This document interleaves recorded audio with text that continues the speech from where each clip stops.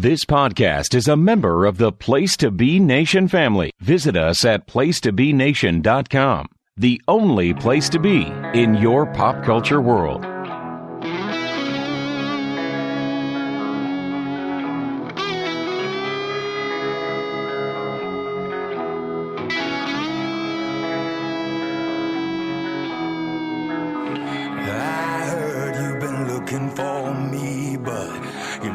Trouble, you're gonna see that your words are dangerous, your talk is cheap. So now I'm standing here, you tell yourself you know what to do when you realize that I am coming for you. Then you'll change your mind and run like a child when you see me standing here. Now I'm standing here. Don't question my heart. Don't question the fire that burns inside.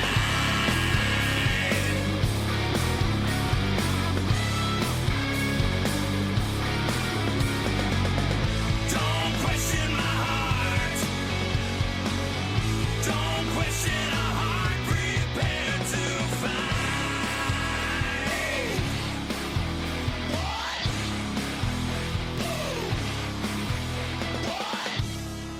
Place to Be Nation, welcome back to another episode of Extreme Resurrection, where tonight, being a part of Steve Riddle, we will be discussing ECW shows on November 6th, 2007 and November 13th, 2007. But as always, I have my partner Steve Riddle with me. Steve, how are you doing tonight?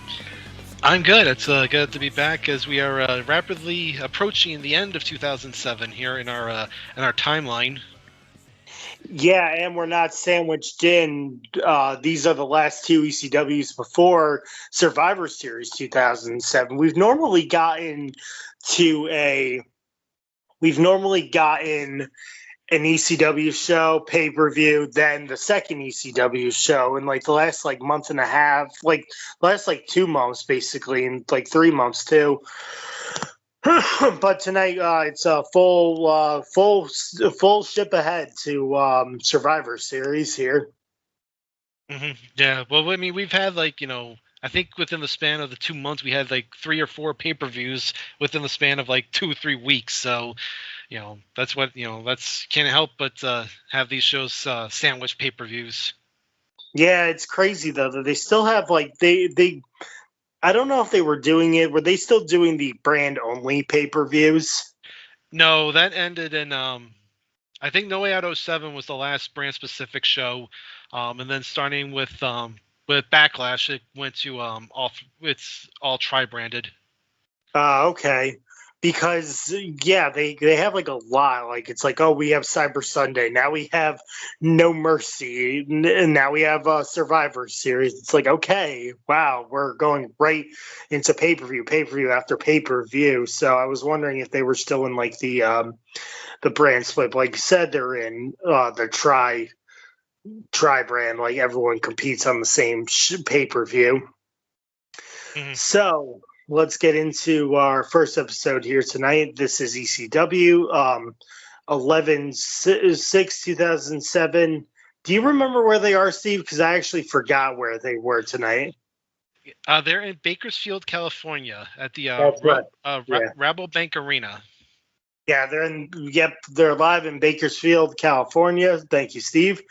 We open up with another tribute. Moolah passes away. So this one is by hopefully natural causes, and she passed away of old age, because 2007 has not been kind to us at all.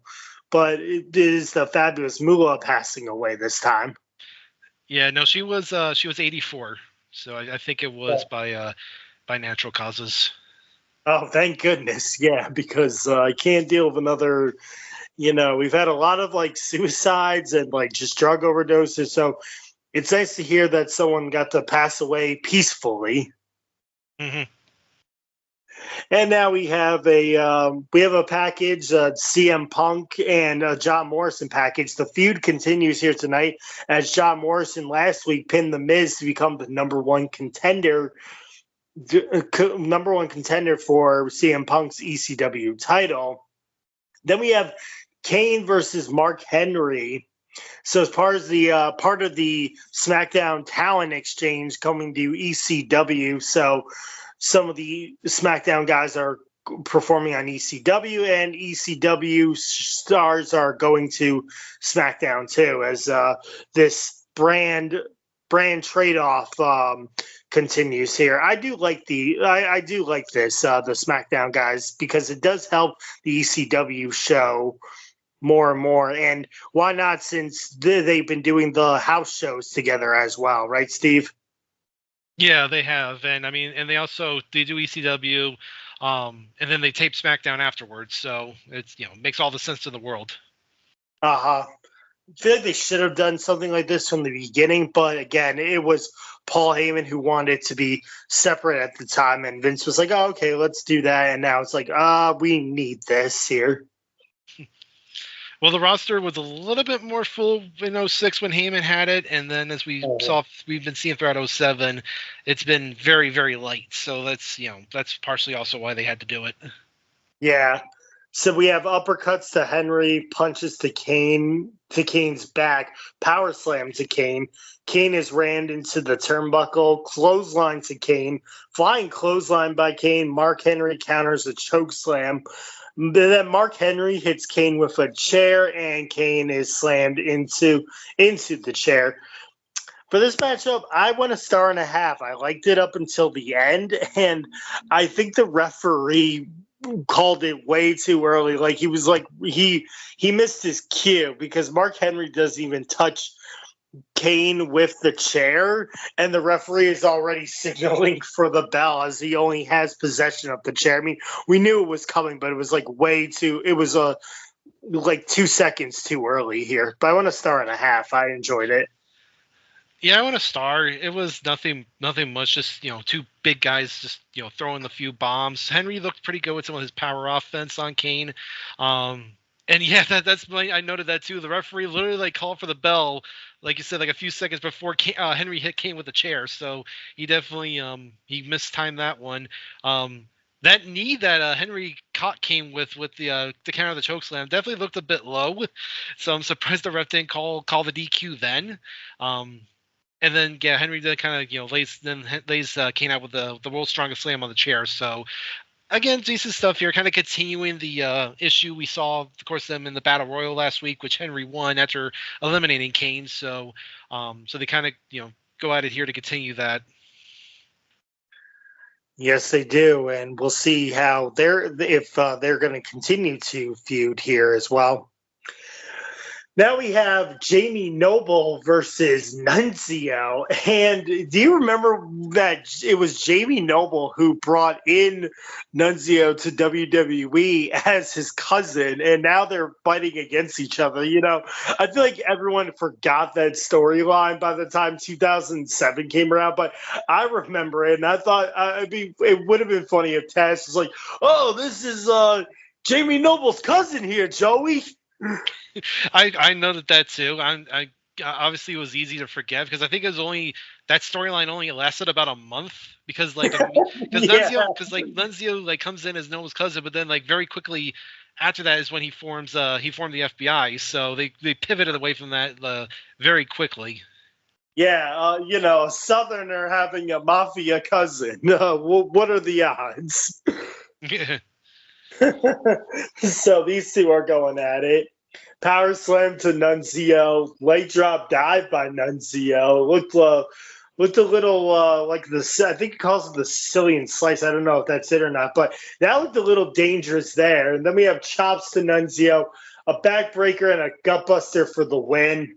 I went 1.25 stars. A good, interesting move from Noble with the gutbuster. Instead of doing the old Tiger Bomb, as I remember, he had the Tiger Bomb as his finisher, but they give him a gutbuster move. Not much from Nunzio, but that leg drop looked a little too close to call there. Yeah, I went 1.25 stars as well. It was fine. I can't remember if it was Taz or Joy, but one of them brought up both guys being former Cruiserweight champions, so they at least have that. yeah, Noble kind of getting kind of little bit of a reheat here after kind of being he pretty much spent the whole summer getting humiliated by Hornswoggle over the cruiserweight title, so they're kind of they seem like they're reheating him up a little bit here. Yeah, good back and forth again between the two. Yeah, that's a Sicilian slice. That could have gone really bad if Noble was off a little bit, but then Noble comes back. He hits actually that backbreaker he had was early Irish curse backbreaker that Sheamus would use later on.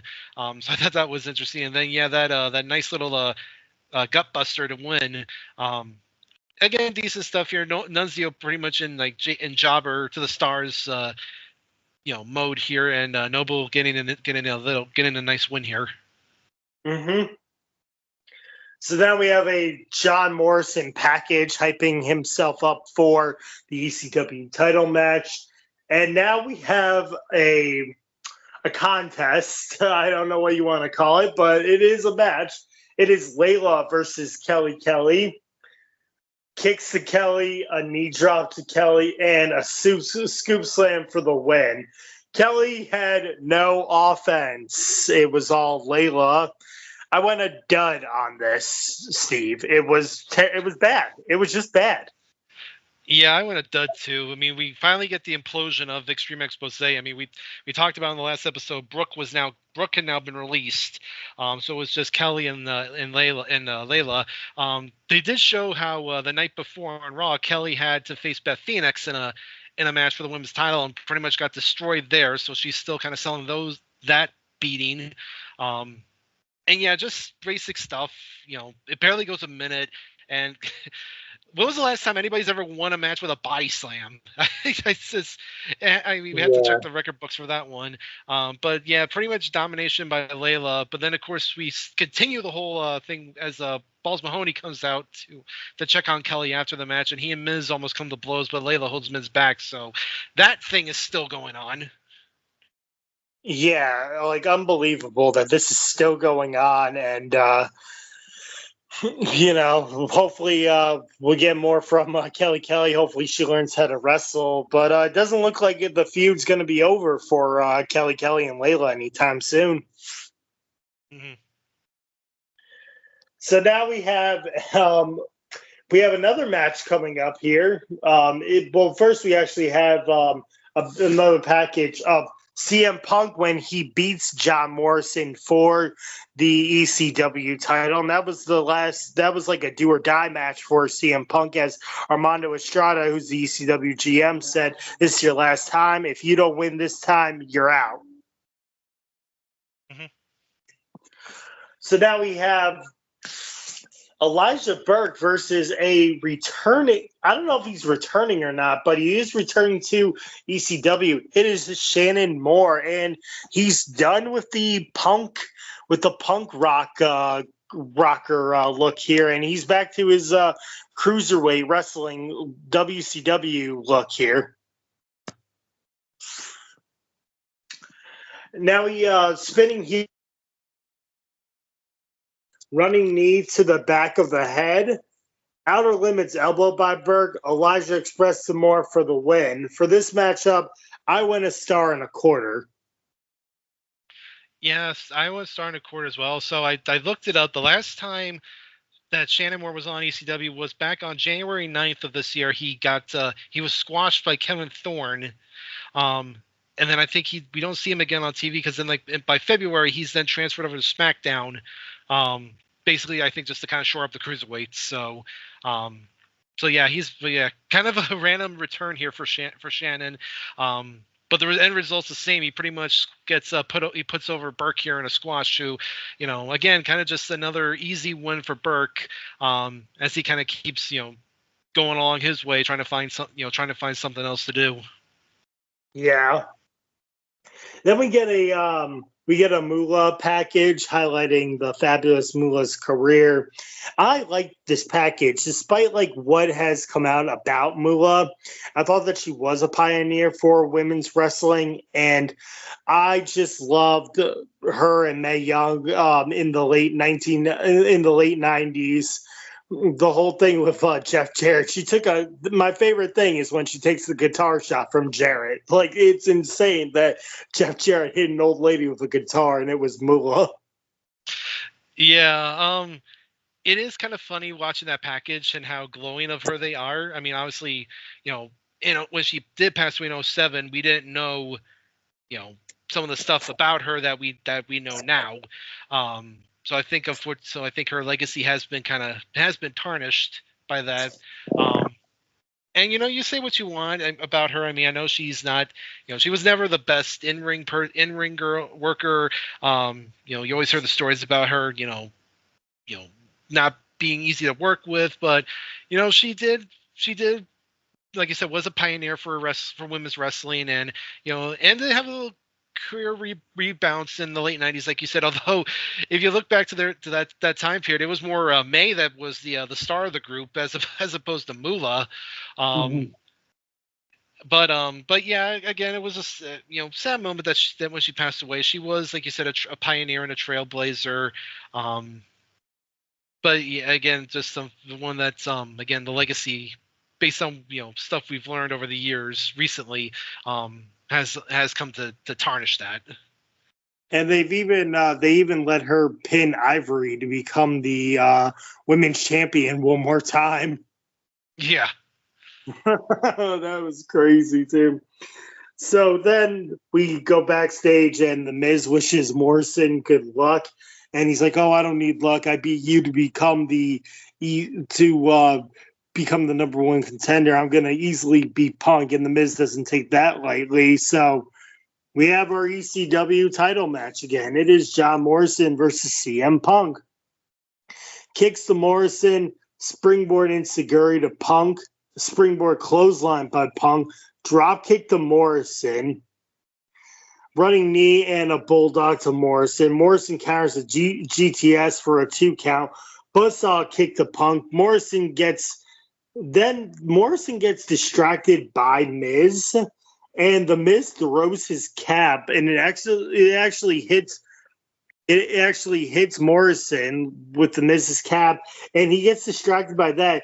Punk then schoolboys Morrison up for the win. For this, I gave it 2 1/4. I liked it. It was good. Morrison and Punk always put on a show together, but the ending was just weird. That Punk doesn't win by a GTS 1, 2, 3. He actually wins by a schoolboy.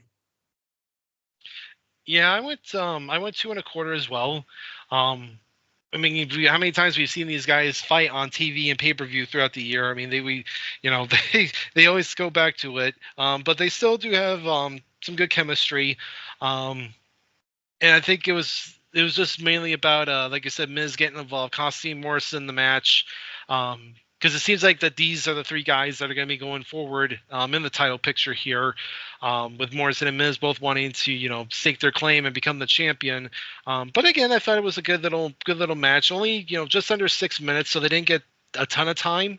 But like I said, they fought each other so many times, they're able to they can close their eyes and put on at least a at worst like a 2-star match. So decent stuff again from these guys. So we will get into our next ECW show here, and this is the Go Home before Survivor Series 2007. This is ECW November 13th. We are live in Wichita, Kansas. We have the Hardy Boys coming out. One is on Raw and the other is on SmackDown. They're facing MVP and Mr. Kennedy. This was very, very weird, Steve, at the time, because they have the Hardy Boys.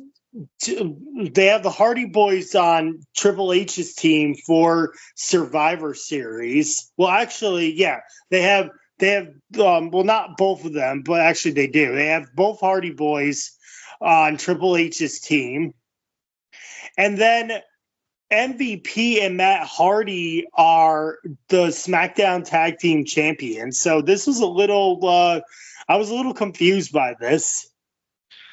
Well, this was during, the whole thing over the summer. The Matt and MVP have been feuding for most of the year for the U.S. title. They've been doing the whole, the old anything you can do, I can do better thing with all the different challenges. And then I can't remember what the setup was, but they did, they do end up winning the tag titles over, in after SummerSlam from Deuce and Domino, who were the champions at that time.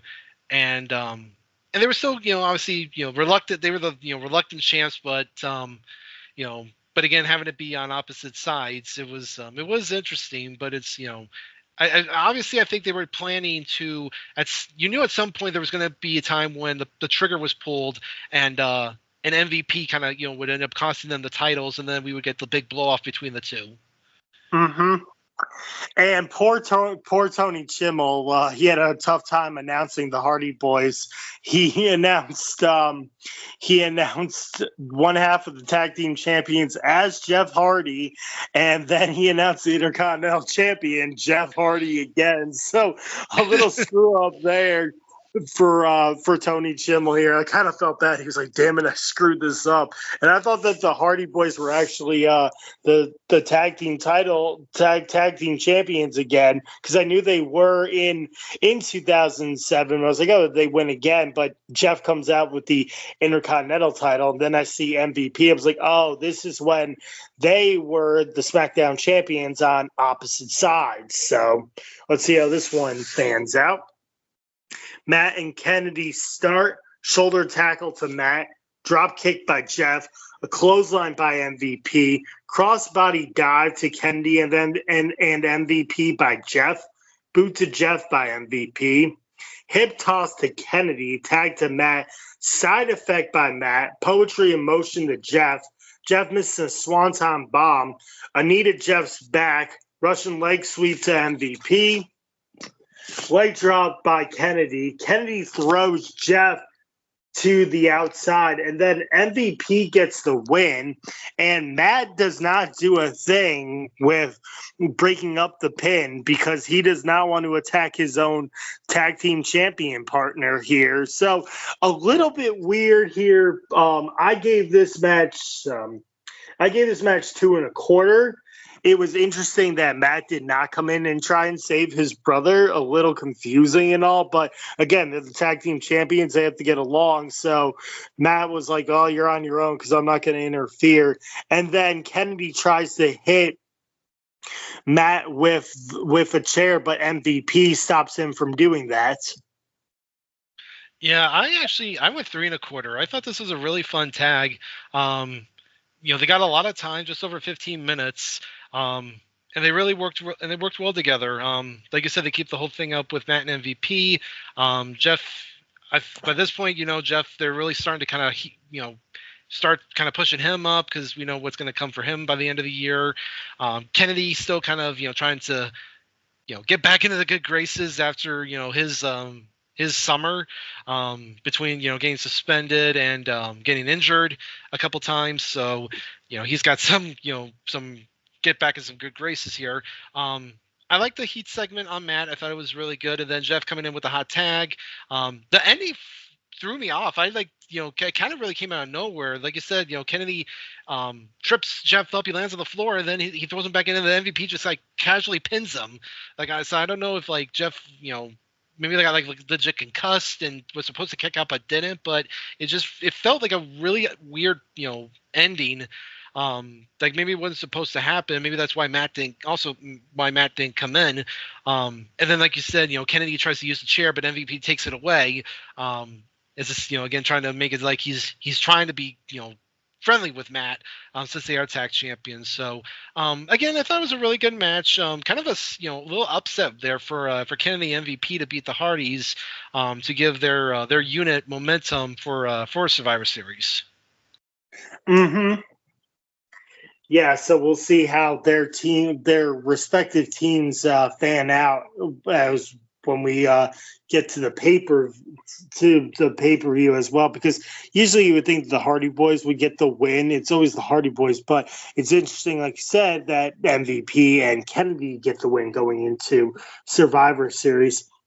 So Matt Stryker then comes out. He's in the ring. He says Big Daddy V is not here tonight. Stryker says Big Daddy V will dominate Triple H's team at Survivor Series. Then Kane comes out, which I thought was going to trick Kane into just getting him out for Big Daddy V to destroy him, but it's the other way around as Kane destroys Stryker mostly. He gives him a big boot, a sidewalk slam, and a choke slam for his troubles. Yeah, so right before that though, they do show they show like clips from the first Survivor Series in '87, specifically the main event, kind of hyping up like the big guys like Andre, Bundy, Bigelow, those guys to lead into the segment, which I thought was a nice little touch.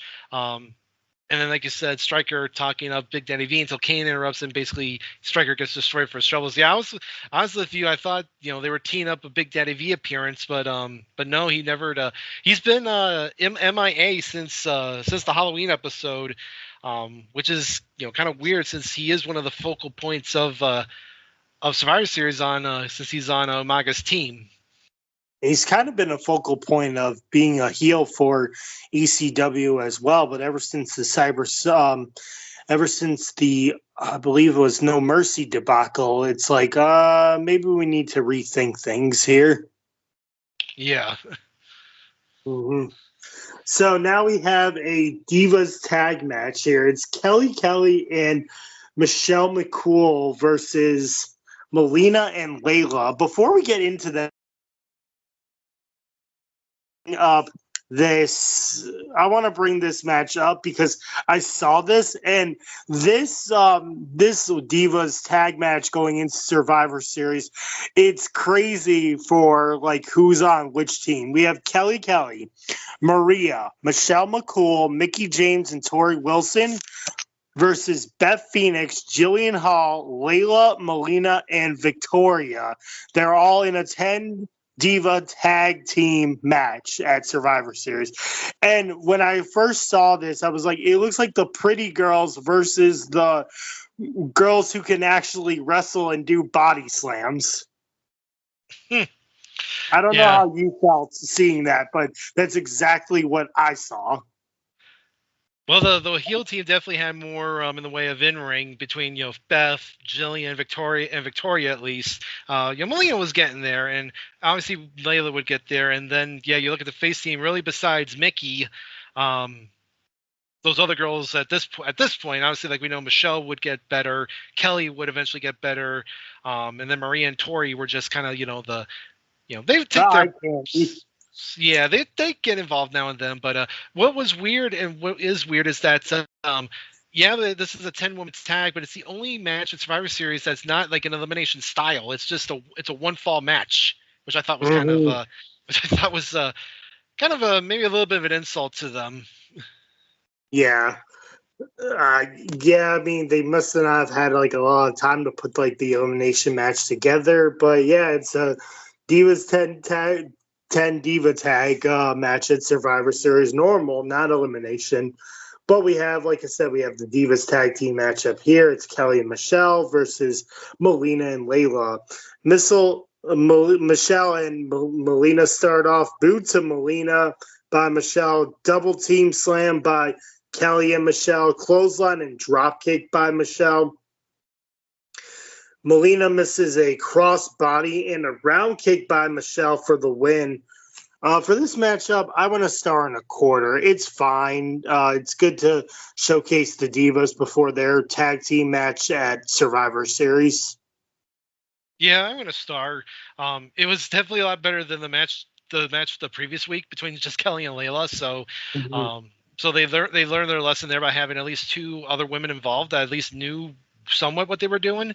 Again, fairly short, just over 3 minutes. They go back and forth a bit. Then it's weird because the way like there was a moment where like Kelly sends Layla to the outside, and then she's on the apron. And I was like half expecting either Michelle or Melina to bump into her, knock her off the apron, but that didn't happen. Instead, Michelle gets the pin on Melina. So I don't know. I thought that was kind of weird. Yeah, and that was an interesting crossbody by Melina, and she misses it too. So a hard fall by Melina as well. Before we get into our main event, I'd like to go over the Survivor Series card because out of nowhere we get what is going to happen at Survivor Series for CM Punk and the ECW title. It's going to be CM Punk versus John Morrison and The Miz for the ECW Championship. No announcement from Armando Estrada. They just throw this to the wall and it's going to stay. I would have thought that they were going to go this route, but should have made an announcement here, Steve. Yeah, I mean, from what we see, if you've been following along last week, it's that you figure that was the obvious direction they were going, given that Morrison and Miz were still getting involved with Punk. But yeah, it would have been nice to get at least like some sort of announcement for it. I mean, here we are 5 days before the pay-per-view, and then they just throw it at us out of nowhere. Yep. We have our 10 Diva Tag Team match. It's Kelly, Maria, Michelle McCool, Mickey James, and Tori Wilson. They're taking on Beth Phoenix, Jillian Hall, Layla, Melina, and Victoria. We have Lance Cade and Trevor Murdoch versus Cody Rhodes and Hardcore Holly. We have Team Triple H. That's Triple H, Jeff Hardy, Matt Hardy, Kane, and Rey Mysterio versus Team Umaga. That's going to be Umaga, Big Daddy V, Finley, Mr. Kennedy, and MVP with Matt Striker in their corner. And a surprise match. I don't know how you show tough love, but Mr. McMahon does. It's going to be the Great Khali versus Hornswoggle in a match. We then have Randy Orton versus Shawn Michaels, a singles match for the WWE Championship. If Michaels uses the Sweet Chin music, he will get disqualified and not get another shot while Randy Orton is champion. If Orton gets disqualified, he loses the title to Shawn Michaels. And then we have Batista versus The Undertaker in a Hell in a Cell match for the World Heavyweight Championship. This is a strong card. It's going to be sounds like a great show on pay-per-view. I mean, on paper. Yeah, you got some big matches there. All three big titles on the line. So, yeah. And what is interesting though about it is that you remember who was on the cover of the DVD and who was involved in like all the little like bumpers in between? Yep, it's Edge. Yeah. And we've not heard anything from him since he got injured over the summer. So you wonder if maybe that was like a tease that he's coming back, or if they just or if they already had that prepackaged in there before he got hurt. Yeah, so we'll see if Edge makes an appearance at Survivor Series, and it was cool too because I thought it was kind of weird that they had Edge doing the saw gimmick, like sawing like into Survivor Series, because like, why would you spoil if he is going to make a return? You should have made that a surprise, but it's just a little teaser. It's like, is he going to be there or is he not going to be there? Right. Well, they don't like I said, they don't mention him at all. So on commentary, so I think they want to give you the impression that that he's not going to be there. Yeah. So now we have our ECW main event. It is CM Punk versus Jamie Noble. This stems from the last week on SmackDown because, on ECW, Noble defeated Nunzio, and then on SmackDown, it's Punk versus Noble, and then he gets disqualified actually when the Miz, I believe it's like the Miz or Morrison come out, and then Jamie Noble gets a gutbuster into CM Punk here. So it's CM Punk versus Jamie Noble. Morrison then, first off, the Miz comes out to do commentary, and then Morrison comes out to the ring as well on the commentary table. And then it goes right to commercial. And then when we get back to commercial, Noble goes to work on Punk, drop kick to the back of Noble's head. Backbreaker to Noble. Noble takes out Punk's arm. Armbreaker by Noble. Samoan drop to Noble by Punk. Power slam by Punk. Running knee and bulldog to Noble. Noble counters the springboard elbow to an armbar. Noble counters the GTS, but he also gets he gets turned into the GTS by Punk for the win. So he counters one GTS, but then he counters the Hurricanrana, and he tries covering Noble. He tries covering Punk there, but that doesn't work. And then finally he gets a GTS in. Punk gets the GTS in for the win. Morrison attacks Punk, and then he gets the reality check to Punk by Miz, and a corkscrew neck breaker by Morrison. For the matchup, I would give it 2 stars. It was good. Yeah, I went 2 3/4. They definitely they had a good match here. Went almost 13 minutes. Noble when they give him time, he's a good worker, and I think he's throughout his career, I think he's very underrated in terms of like how good he is in the ring. And this match proves it here. Obviously, these two have I think they met like back in Ring of Honor, so they do have some history together. So they do have that. And yeah, again, like you said, playing off what happened on SmackDown, Miz and Morrison on commentary, kind of hyping the match. Good back and forth between the two. Noble actually gets some good shine throughout the match. Maybe thinking about potentially as a future maybe like a future TV contender for Punk.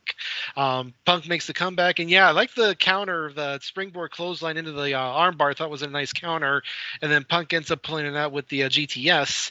And then, like you said, Miz and Morrison attack him afterwards and put their finishers on him as they're, they still don't fully trust each other, but there are starting to slowly kind of, realizing, we work better together. And two, I guess I'll mention right now to that point, it's actually later that week on SmackDown, the SmackDown Before Survivor Series, that Miz and Morrison actually win the WWE Tag Team titles from MVP and Matt Hardy. So, yes, so they're going to go into Survivor Series as the tag champions in this triple threat with Punk. So that's going to further now the story there of how well are they going to, they're obviously going to want to work together against Punk, but only one of them can potentially be champions. So just adds a little bit more intrigue into the title match.